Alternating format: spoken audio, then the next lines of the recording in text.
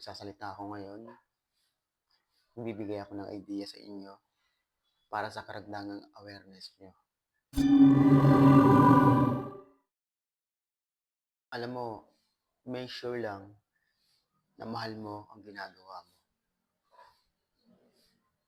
I-make sure mo lang. Katulad ko, ang ginagawa ko ngayon, mahal ko ang ginagawa ko. Okay? Magsasalita ako ngayon, magbibigay ako ng idea sa inyo para sa karagdagang awareness nyo. So, dapat mahal mo rin ang ginagawa mo.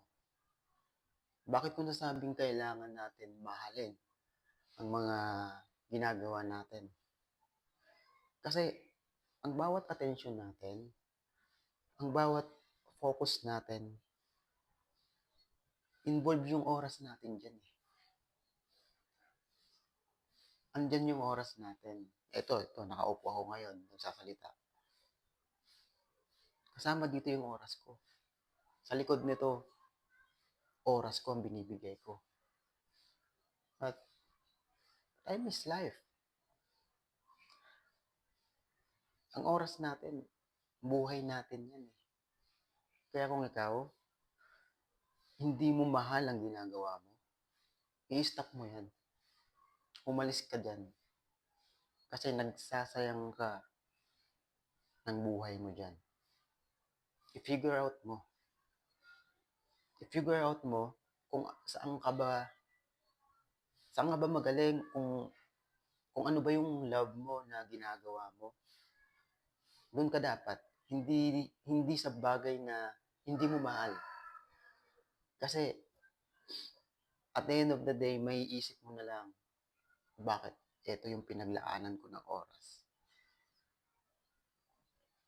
Hindi ako lifetime ang age ko ganito. Tumatanda ako. Okay? Nagbabago ang panahon. Paiksi ng paiksi ang life ko. Alam mo yun? Nagets mo? So, i-figure out mo kung ano ba talaga ang pinaka-love mong gawin. Then, dun mo ibigay yung attention mo. Dun mo ibigay yung effort mo. So, i-figure out mo kung ano ba talaga ang love mo na gawin. Ang mahal mong gawin. Ang problema kasi sa atin, ginagawa natin yung mga bagay kahit hindi natin love kasi kailangan. Yun ang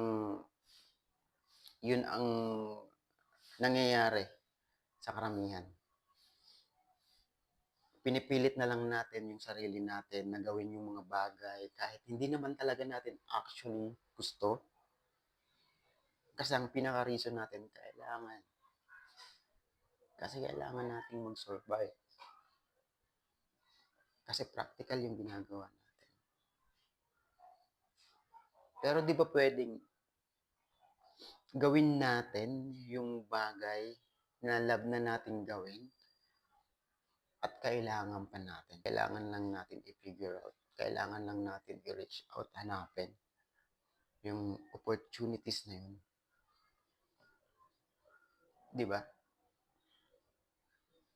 Nag-i-stick kasi tayo sa ginagawa natin.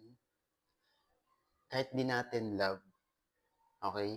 Kasi ang pinaka-reason natin, kailangan ko to.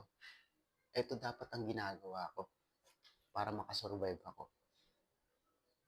Pero ang hindi natin alam, kung magiging bukas lang ang isipan natin, kung magiging malaki lang ang perspective natin sa life, mahanap natin yung pinaka gusto talaga natin gawin. And yun naman talaga kailangan natin sa buhay. Maging open lang kasi. Maging open lang. And mahahanap mo rin yung para sa'yo. And mapapasabi ka na lang na buti na lang naging open ako. Buti na lang naging buo ako. Kasi kung hindi ko mahahanap itong oportunidad na 'to na gusto ko.